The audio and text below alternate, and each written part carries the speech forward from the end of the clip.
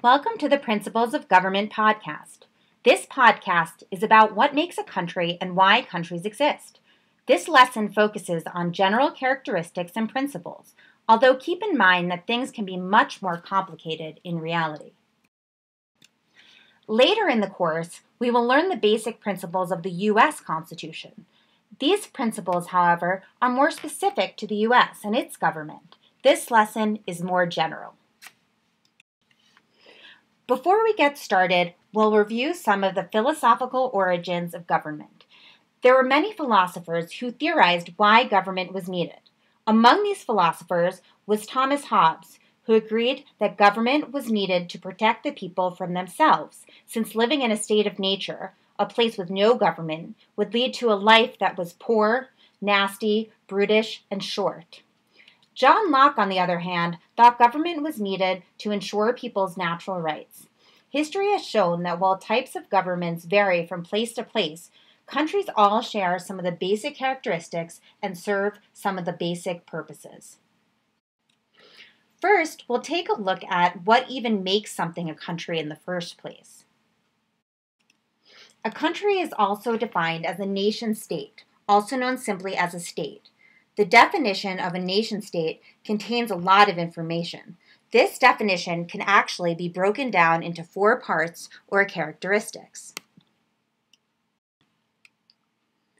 These characteristics are population, territory, sovereignty, and government. I'm going to explain each of them on the following slides. Population. People must live in an area in order for it to be considered a country. It doesn't matter if it's one person or billions. For example, Vatican City has 451 persons, and Tuvalu has slightly less than 10,000. On the other hand, China has a population of 1.4 billion, and India has 1.3 billion. Fun fact, the U.S. is the next most populated nation, followed by Indonesia. Now, on to territory. A country needs some land. Both Vatican City and Monaco inhabit less than a square mile of space compared to Russia, which is over 6 million square miles. Country boundaries can be based on natural barriers, such as a river, though often there's no topographical feature that defines a border. There are numerous reasons why borders are where they are. They're often political. In theory, borders must be clearly defined. But in reality, countries may argue about territories, and the country to which an area belongs is unclear. This was the case in the Ukraine and is still the case in Western Sahara. Now on to sovereignty. Similarly to what I just explained, in theory, a country must control everything within its borders. This is not always the case due to wars and political conflicts. However, in general, the laws of the country are the highest in the land. This is why a U.S. state is not a nation state. States aren't the highest level. They must respect the laws of the federal government, who answers to no one. Be aware that there are international alliances and organizations, such as the United Nations, but any resolution passed by them is actually optional.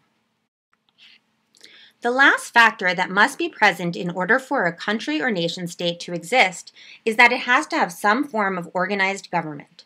A state of nature is not a country, and although there may be very remote places within a country's borders, there's always some sort of central government that makes laws that people are expected to abide by. Whether or not a government functions well is another discussion altogether, but a government is meant to serve certain purposes. This is therefore the question we must attempt to answer. Not every country or state may seem like it tries to fulfill all its purposes, but we can still look at this more generally. Also, something to think about is what Hobbes and Locke might think about these particular factors. There are 5 purposes, and each one I will discuss separately. They are by no means the only way the purposes can be organized, but pay special attention to the examples that are discussed and written. First, a country must have a way to defend itself. Most countries have some sort of military. but others might choose to make agreements with other countries for protection. Regardless, in order for a country to survive, it must have a way to protect its borders. Keeping order and safety is different than defense because this occurs domestically, meaning within a country's borders. Countries must seek to control citizens in some way. They do so by different types of police or peacekeeping forces. Because regardless of the type of government, if there is no way to enforce laws, then chaos will occur. Now, chaos could also occur if there was no way for a country to solve its problems. That is why countries have court systems. Trials might not always be fair, but they do still help to decide what the outcome of a disagreement is. Elections are more relevant to countries with some form of democratic system, but by voting for an alternative to the current people in charge, you might just get someone in office with whom you agree. On to the purpose of making sure there is some kind of economic system.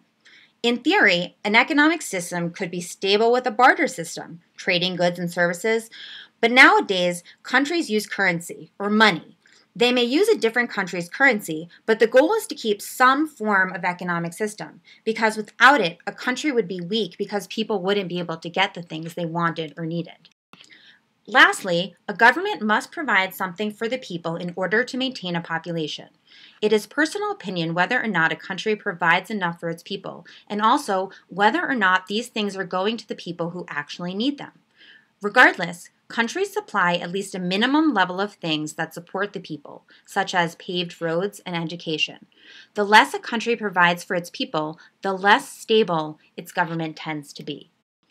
So back to these 5 purposes. In learning these purposes, it should be forcing you to think about why governments need to do these things in order to exist.